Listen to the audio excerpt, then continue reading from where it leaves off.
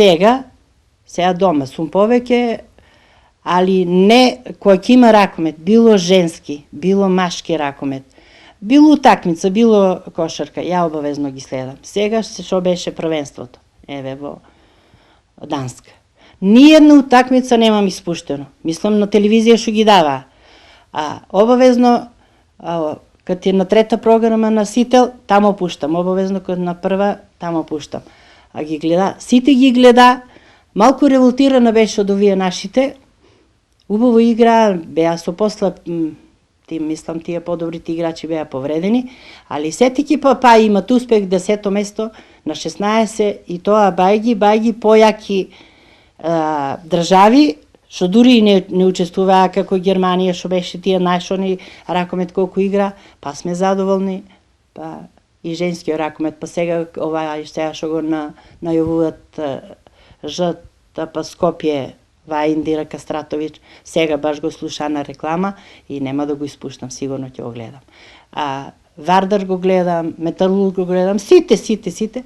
Добро, ние толку немаме, овие ги обавезно гледам. Дали имате проблеми еве во семејството? Некој вели пушти на оваа програма, некој на оваа? Не, сите, јас шом гледам утакмица, сите имат си своји телевизори, а татко му на тај по-големиот внук. Баба ти гледа утакмица, ракомете, не може да си ишло тамо да изметаш. Оти ти многу збориш, ти многу коментираш и точно, дето тоа баба ово, како ќе иде баба оноа, како ќе биде, викам Стефане, престани, не можам да чуем од тебе. А иначе немам проблем со фамилијата.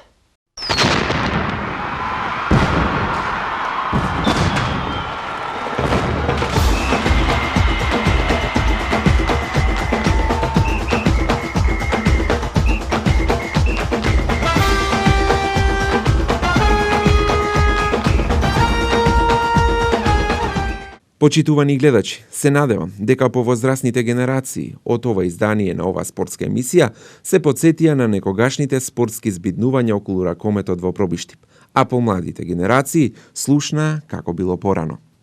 Почитувани гледачи, овој спортски серијал продолжува и понатаму. Второто издание на емисијата посветена на ракометот во Пробиштип во рамките на телевизискиот проект Спортот некогаш и денес ќе имате можност да го проследите следниот петок во истиот термин.